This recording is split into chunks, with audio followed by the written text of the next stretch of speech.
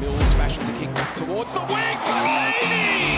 Left now, lines them up. It's coming back. Cox is the biggest man there.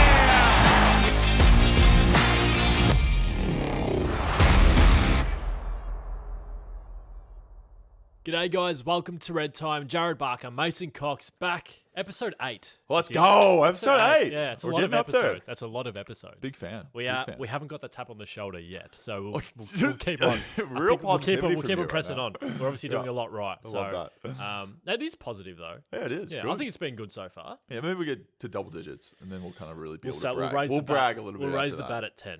Raise the bat at 10. Okay. Yeah, I'm sure you're used to that Don't know terminology. what that is. No. There's a little, It's just like, yeah. there's a little sport called cricket. A little. Yeah, that's quite popular. In, hey, it's in actually Australia. coming up in the Olympics, and we're going to talk It about is. that We're going to later. get to that. Yes. We're going to get to that. Yep. But a lot's been happening. Alex Pearce is getting let off at tribunals, which is crazy. Man. I've forgotten my glasses, so Do you want mine? I'm going to struggle to see this as well. But Okay. Yep.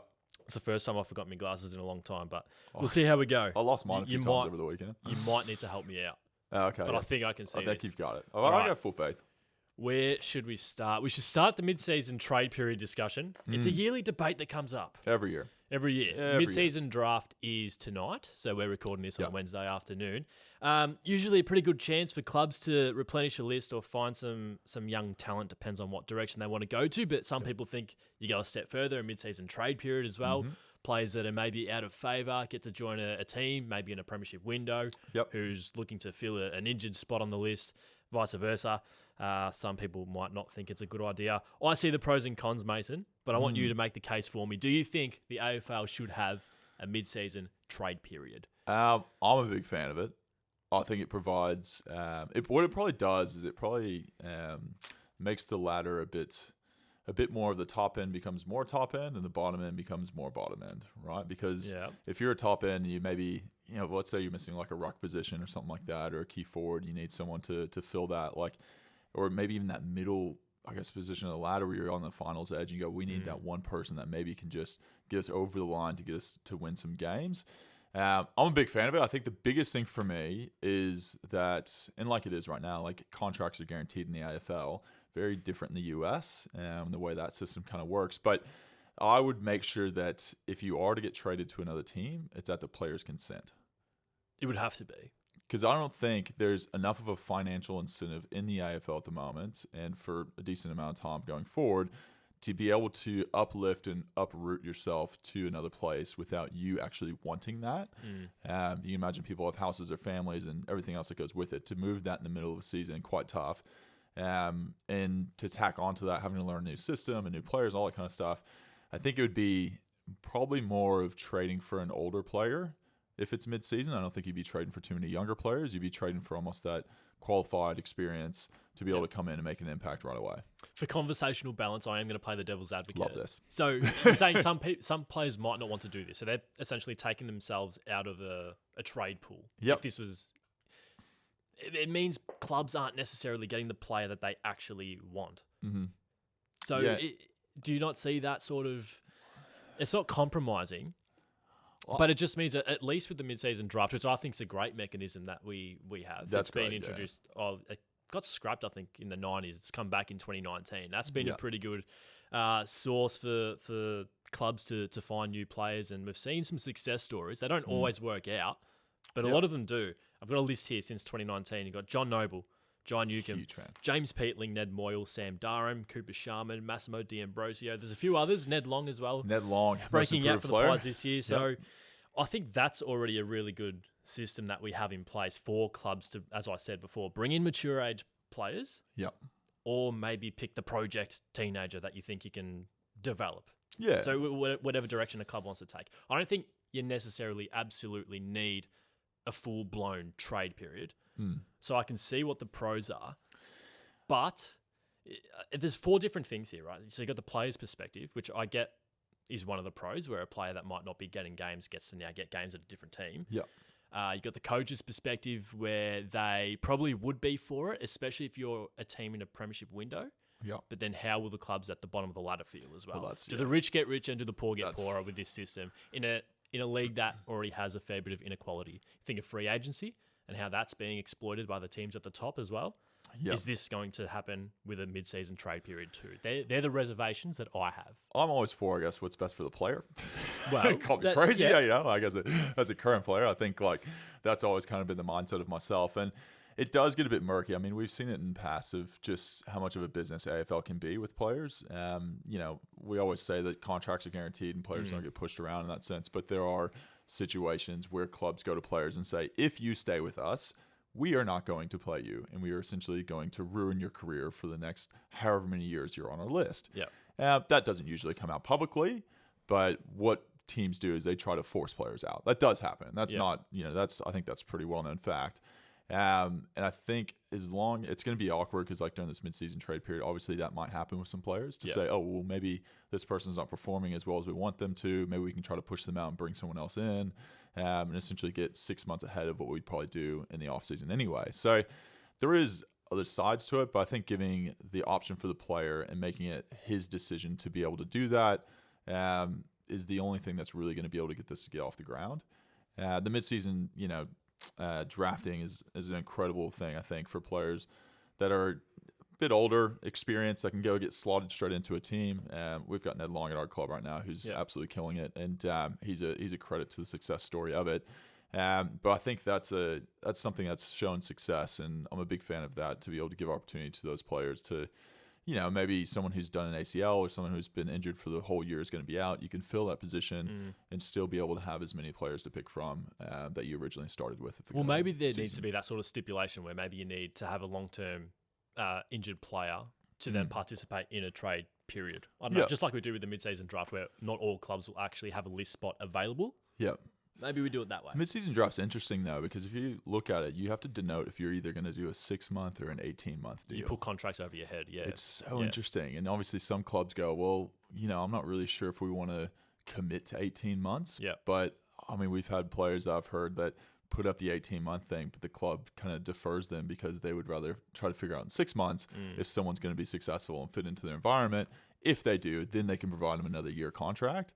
So it's an interesting thing, but there's options. Who knows? Yep. There's not a perfect scenario to everything, right? No, pros and cons, as we said. Pros are there, but the cons exist too. Yeah, I think this is going to come in eventually. Yeah, that's just the gut feeling that I'll have anyway. But I think so. Yeah, we'll see how it works down the track. Olympic flag football. Coming in to the Olympics in LA 2028. It's one of 5 sports that are being added. Yeah. I'm pretty sure. It's the breakdancing of Paris for Americans. Yes, that's a great call, actually. The recent news, the NFL voted to allow its players to participate and represent Team USA in Olympic flag football. The IOC has given that the tick of approval as well. Yep. So NFL players can play flag football for the Olympics. That is essentially what is happening at the moment. So flag football, by the way, it's American football, but no tackling. You just got to pull the flags off a player to stop the play, essentially. I mean, do we just hand the gold over, or how does that work? I was saying it before. It is the most obvious gold medal in the history of Olympics, but it'll be the miracle on grass if it goes to someone else. Maybe it's Australia who can get a team. I think you're stretching here. Let's have some hypothetical fun. Okay, yep. Hypothetical, love this. Yep. If Australia entered a flag football team, who would represent us, and what AFL players do you think would absolutely cook in this sport? First player out of all the players, Jordan Mailata, obviously. It's got to be the center. Yeah. Plays for the Philadelphia Eagles. Let's go the AFL players, though. He doesn't play AFL. I think you start with him at the center. Because what smart AFL player is going to play center? Where would you put him? No one. You play him at center. Yeah, I assume there's but 5 people. There's no tackling, but yeah, sure. Well, someone's got to snap the ball. So we'll put him there. I can snap the ball. You don't need Jordan Mailata. You want to snap the ball and think that an NFL player you're going to be able to stop from rushing the quarterback and absolutely demolishing him. But there's no tackling. I would pay so much money to see this. There's no tackling. Oh, yeah, but you can go and shove someone. You just can't tackle him. Can you? Yeah, I think so. I think you can cut a lot of Depends block. what sort of contact. I would love to see you go up against someone that's Jordan's I'm pretty sure there's rules where there's certain players that you can't block. But no, anyway. Okay, we'll go back to AFL players. AFL players. Yes, Jordan Mailata. Yeah, I'll say a past player and a current player. I think would be the best. Yeah, all right. Now, past player, and this would be so interesting to see Buddy Franklin to go out there and just. In what spot would he? He'd be essentially tight end wide receiver. Yeah, okay. I think he would just absolutely dominate. He's got the build where he's like bulky enough where he'd He's be able to fast throw too. some people around, but he's also got that quick speed. Yeah. So I think he's probably my number one I've seen over the years. At the moment, current player, probably Mark Blitzavs. Yeah. He's probably the most, I think. If He you look at played an anywhere. AFL player who's a kind of like, could pick up pretty much any sport, I Yeah. think he's probably the one most people go to. So I'd probably say Blitzavs is probably the one and that's the versatile current. too. Offense Yeah. or defense. Yeah, he can play both sides of the ball. I'm not sure how the system works with the Olympics, if there's like 5 on offense and 5 different guys for defense, I'm or pretty you sure have to like it's swap. 5v5, and I think the squad can be as much as 12. As Yeah, far as what okay, I've read, if that's accurate.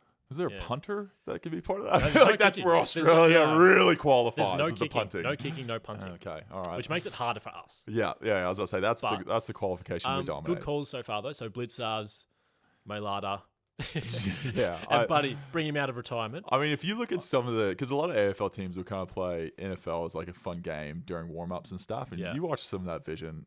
I don't think I've ever seen someone be able to decently throw a spiral in the AFL. No. The quarterback position, we're we don't throw the screwed. ball. Like it's Yeah, no AFL player throws a ball. Yeah, so who would be the So this quarterback? is like Who'd be no the one quarterback? has any experience in this. Who'd be the quarterback? I have no clue. I'm We- I'm happy to put be- my name. I will happily put my name up. I'll play coach. I will play water boy. I don't care. The biggest thing I want to do is I've always kind of had this pipe dream that I would be able to tattoo the Olympic rings on me for some reason. Yeah. And I feel like this LA Games is like the best chance for that to maybe happen. Yeah. So Well, Australia Olympic Committee, if you're listening. yes, please, I beg you. Yeah. I will do anything. Most things. I was going to say, we don't throw the footy, but I was going to say there are some midfielders who are little dodgy handballs here and there. I reckon we maybe do a throw bit. the footy a little bit. Defenders, though? Who would you have on Defenders, defence? Because you need to be quick. You need to be able to... Who's going to stop the Justin Jefferson deep threat? Oh, That's the question. Sam Taylor maybe, or Yeah. I think Isaac Is he- Quainer I'd definitely put as like a bit of a smaller, nifty Yeah, not kind a of bad Wes call. Welkers type. Not you a know, bad call. Yeah. yeah, I think we'd struggle with the athleticism of the US. I think it's just we are more endurance based, whereas they are more quick sprint, short kind of efforts based, which is very different. Very different types of like endurance and conditioning and all that kind of stuff. So I don't think we're suited for it, but I think compared to, let's take US out of this experience, because obviously there's silver and bronze still be able to win. I think that we'd be able to win maybe a bronze, maybe a silver if we're lucky. I think we're athletic enough. I in this agree. Sport. Not And me, there's- not we as in me. You just Oh, said no, you no. wanted to be center. The centre snaps the football, Mason. They don't do anything. Anyway. I think we'd be able to get bronze. I'll go Yeah, bronze. we can medal. We'll medal. We can medal. We'll medal. You did miss one obvious wide receiver choice, though. Who's this? Isaac Heaney. Yeah. He's quick, he's strong, and Could see has the that. aerial capacity as well. Yeah. I reckon he'd be our wide receiver 1 for sure. I think the world would just lose their mind if someone speckied Oh, a mate. catch. They'd be like, "What?" Yeah. It'd probably be a flag against. But We could shock some nations oh yeah. in this. Well, I don't think It- there's any other nation that really is saying we're going to dominate this. No. I don't Anyway. know. I couldn't think of another kind of maybe Canada. I don't even know if Canada would be any good. Like in don't know. Canada's about to be part of don't America know if- anyway. I don't know if even know the anyone's answer. actually going to enter a team because of how obvious it is that Team USA is going to snap up the gold. You'd be praying they're not in your first pool. I'll say No. that. Mate, let's move on. Let's look ahead to the actual footy Yeah. this week. So the bye weeks start this week. It's the first week of a 5-week stretch for the bye rounds, which is the first time we've had 5 bye rounds all in one One season. stretch. So Yeah. I'll go back to 2018. We had 2 bye rounds. We actually had 3, but that's because Gold Coast and Port Adelaide had like an earlier one because they played in Shanghai, your Yeah. favourite stadium over Yeah. there in Yeah, yeah. Shanghai. Very In similar to 2019, we Joe had 3 bye weeks. 2021, 3. 2022, 3 bye weeks. 2023, 4. 2024, 4. 2025. Now we have 5 we have bye 5, weeks. So yeah. we're just gradually building and building. I think we're sort of getting to a spot now where it's a little bit too much, where there's too many bye weeks. I prefer more football. I think the more weeks of byes that we have, the more chance you have of a rested team playing an unrested team. Yep. Now with opening round, you have teams that are having 2 byes instead of, or before one team has even won by. Yep. So again, I don't like the look of that. We both have our thoughts on opening round, but sticking to the bye weeks, would you change the format at all as it currently is? I don't hate it too much, to be honest. I think I mean the feedback I always get from people whenever it was like 1 or 2 week bye weeks was, people were like, oh, I want the footy back, like they really missed it through that time, where I feel like it's kind of siphoned through this period of like, okay, you might not, let's say you're a Carlton fan, you might miss Carlton playing this week, but then you might have like a second team that your wife or your husband or someone else like, and you go to that game. Yeah. And I think that's kind of the way it's siphoned out now, whereas like if you had it over a week or two, you essentially take the week off from watching football. And I think the AFL looks at it and goes, well, we can probably still get interest in people who maybe not support the teams that are playing, so team has a bye week, but they still watch the footy on a Thursday or Friday night, or even go on, whatever day it is. But for myself, I mean, I think we've got to this experience now where teams have been able to figure out, I guess, how to recover over 5 to 10 days, depending on kind of what your break is. Yeah. And they're getting a lot better at that. And I think the AFL's noticed that and been able to now say, okay, let's take advantage of that and make some 5-day breaks here and there and stuff. Like, I mean, we traveled to Perth on a 5-day break, did that. And then now, then we went to like the Gold Coast and we kind of flew straight to the other from Adelaide. So I think teams now are kind of going, okay, we'll maybe do a less traditional route and maybe give a bit more freedom and flexibility to our players and trust. To let us know exactly the best way for them to recover and to be able to play a game and back up a game on a short break. At the end of the day, the AFL doesn't really care too much what the players think. They're going to do what they want. But sports science and high performance is a bit more advanced now to allow for those shorter breaks. I think so. Yeah, I'm a fan of the five weeks. You are. Siphon it out. Yeah, interesting. I know. So I would people say, aren't, I'm not sure if this is the case. I'm assuming now that it's probably because of broadcast arrangements. We have more Thursday night footy now. Yeah. So I think is good. The less bye weeks you have, the less games you'll have. Yeah. So we'll be thinned out a little bit across the week. So if you had like a Thursday night game, you'd have to have only one on a Saturday, which I don't think the AFL would want. So you can put more primetime games. Yeah, with more bye weeks and therefore more games within all of those weeks, you can still allow the Thursday night, Friday night, Saturday during the day, Saturday night, et cetera, et cetera. So I can see the pros with it. I don't know. So we used to do before the expansion teams a split round where teams would have, every team would have a bye. Yeah. And I think maybe 1 or 2 seasons, I should have had a look at this. Sydney and Collingwood played each other as the standalone game in the AFL that week. Okay. Which sort of created a bit of a build-up. That was like the showcase game. So I wonder if we can ever get back to that, and maybe at this time of the year, midway through June, you got the King's birthday game. Maybe that can be the showcase game. Yeah. Potentially. I think that's it. I mean, if you're going to do a big kind of bye week, I think that's the way to do it. So then people kind of go, okay, well, I know, like, I'm pretty interested but every in these team two would top have teams the playing bye, each other, right? You got 2 rested teams playing against each other the next week, and Melbourne and Collingwood would be the only 2 that don't benefit from that. But I don't know. I do think the thing we come back to is round 0. We're just not a fan of. We could also just scrap round 0. I think that's so that we have. That's right. I think naturally this becomes easier when Tassie join because there's an odd number of teams. We're gonna get into they this. join. We're gonna have a chat about Tassie here in a bit. Yes, give us the clock's ticking, so we're doing pretty well. Cha-ching, cha-ching, but we will get to Tassie very shortly. I want to touch on Ross v Dimmer. Dude, a bit's been made of this. A bit's been made of this. So I know you're aware of the comments that he made pre-game ahead of St Kilda's clash with the Gold Coast Suns. My question for you, and Sam Collins has actually come out as well and just fired back. So good.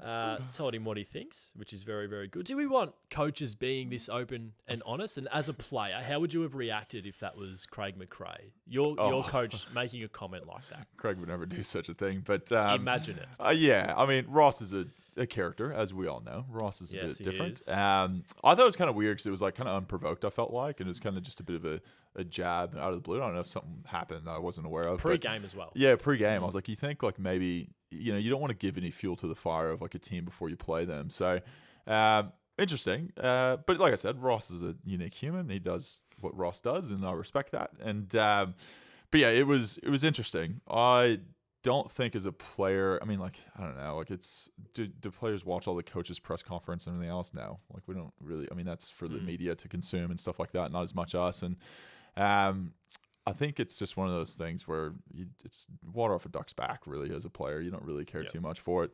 It's his job. And I think the biggest thing for the AFL is the way it looks, in the sense of, you have someone who's an authoritative figure who's in a leadership role.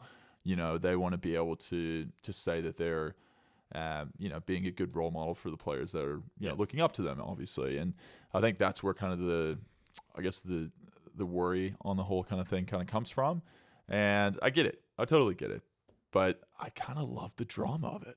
I love the. We all do. I mean, let's be honest. Yeah. We're all eating this up. It's a headline during the week. But I get the AFL side of it. But as a fan, you're kind of like, ooh, juicy. All right, what's Dimmer going to say? Because Dimmer's not one to back off. No. He'll sit there and bite back. His response was great. Yeah. Yeah. Focus on your own backyard. Yeah. And then he gets a player to come out and say, you know what, don't really care too much for his opinion after he'd been sacked from him. So, realistically, did you watch the St. Kilda and Sons game or care too much about it until this kind of happened?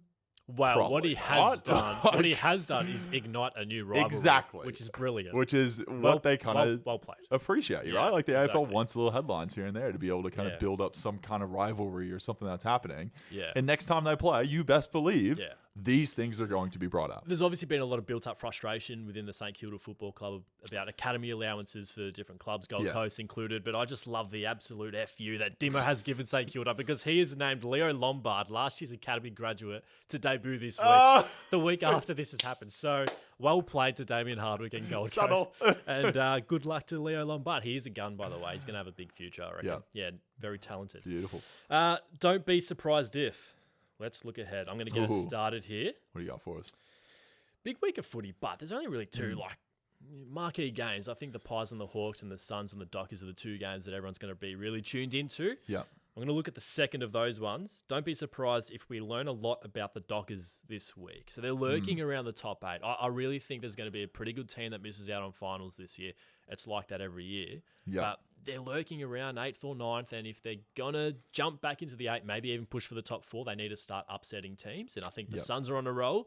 This is a scalp that the Dockers will want to be taking for us to then take them seriously, because they're coming off a really nice win against Port, but they're not having a great season.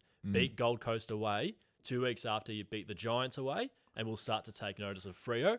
And I reckon they might re-establish themselves as a top 4 threat if they can win this week. But whether they win or lose, we learn about them regardless. Yeah, 100%. I think this little middle period of the season is so important for all those that are sitting between, there's a log jam, 14 to 6 or whatever it is. I think there's a lot of those that go. I mean, you even look at Gold Coast, people are like, oh, well, their schedule's been so easy, where they're about to be actually challenged by some teams that are up the ladder and stuff like that. This little middle period really starts kind of figuring out who's going up and who's going down. It kind of really divides the ladder quite a bit. And I think Freo sits right in that position of, over these next 4 or 5 weeks, is going to be determinative of whether or not they're going to have to hustle to try to make finals, or people look at them as an absolute lock for finals. And this Gold Coast test, obviously Gold Coast has been playing really well. It's a test for them too. It is a test for them. It's like I said, it's one of the marquee games of I think a lot of questions have been asked of both teams, and maybe some of those answers are going to be, decided on, because at the end of the season, I think a lot of people are thinking that these two teams are going to be close to each other. So whenever you play against that opposition, it essentially is almost like a double game, because one team gets points and the other one doesn't. So it becomes real interesting for those teams that are sitting around that, like I said, 6 to 14, whenever they play each other, because it really could impact them later on in the season as far as their ladder position. You know what's fantastic? What do you got for me? We both said the word marquee, and it's Gold Coast versus Fremantle. There's probably going to be 20K. I'm a massive Gold Coast fan, though. I don't know if you've known this, but I don't think no one dislikes them, though. Really. No, I think everyone's like... Except for maybe GWS. Well, I mean... The other expansion team. Let's be honest on that one. Brisbane. But, we'll sway away from GWS, but... I think the Gold Coast is just one of those things where they haven't played finals. Everyone's seen them and their ability to win games. Well, and we spoke about this a few weeks ago, maybe one of our first podcasts. No one would care if Gold Coast wins the premiership. Yeah, no one's hurt by it. Yeah, it's okay. But I think it's this whole underdog story of oh man, we've invested this time up there. We want to see success. GWS has had success in the sense that they haven't won a grand final, but they've made finals and been successful in that sense. And we're like, but the Suns winning Cavill Avenue would go off. Oh, it would go off. Lose. It'd be great. But I think it's just like they've shown these, little glimpses of just how good they can be. Yeah. And I think over the last, period of time for years, they haven't just had that consistently throughout a whole season to make finals. So everyone's got this understanding that they can be a finals team at times, but they just haven't really been able to do it enough to be able to get into that top 8 at the end of the year. Yep. And who knows, maybe the difference in head coaching is something that kind of, he's got the experience with plenty of finals games under his belt to be able to get him to the promised land. Yep. What do you got for us? Man, we talked about this, and I've got to bring it up because this is just a debacle. Like, what are we doing? Tasmania, are we getting a club? Or we're not. You can't say we're getting a club, and then you come back this week and you go, just $1 billion more.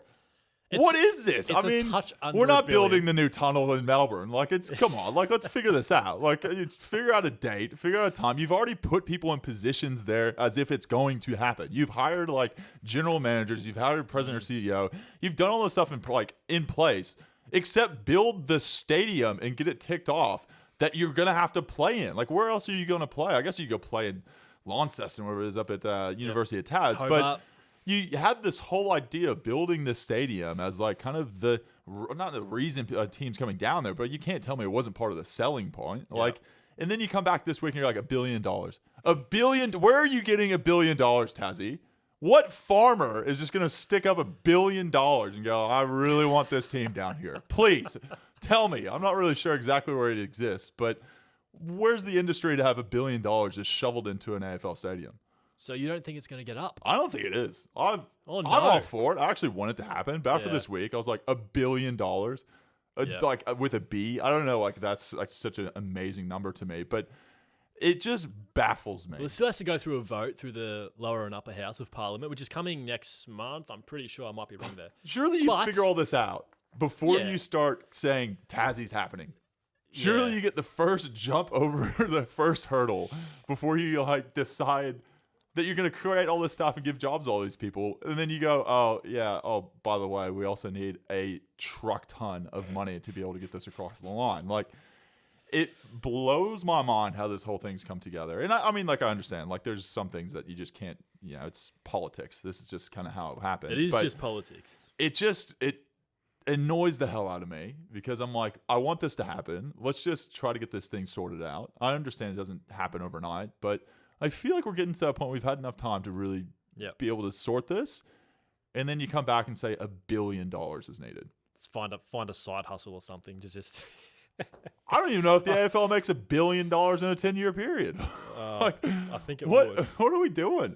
I don't know. I like the passion from you. You care because it shows that you care, Mason. It frustrates me. Oh, I know people are trying their best, and I appreciate it. I do see there's hard work out there, but come on, let's figure it out. Let's just get the details fine-tuned. I don't disagree, but from one expansion, you don't think Tassie's going to happen either? Is that what you're saying? I hold out hope. You hold out hope. Wow. Yes, from one expansion team to another. Yeah. Don't be surprised if GWS get the three-peat. And for the third consecutive game at NG Stadium, they get less than 10K in attendance. So their first game there against West Coast this season, they got 9,000. In their second game against Freo, they got 8,000. They do have Richmond this week, big Victorian club, but I mean, they're not successful at the moment, so they probably won't travel in numbers. They're a bit fair weather. I thought this was supposed to be a surprising segment. What do you mean? I'm not surprised if they only get 10,000 fans. I don't again. care if you're not surprised.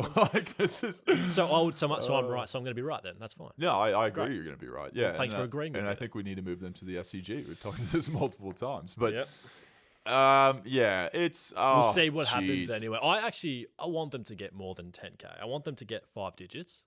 I just don't know that they will. I think we all do. Yeah. I haven't checked what the weather's like this week, but hopefully the sun comes out. It is New South Wales though, so. Yeah. I mean, the GWS thing is just such an interesting dilemma. Yeah. I'm just gonna leave it. We'll leave it at that. Good episode. Thank you for coming in again. No, thank you for having me. And go well this weekend. To everyone listening or watching, thank you for your time as well. Enjoy the footy. Don't forget your tips, and we'll speak to you next week.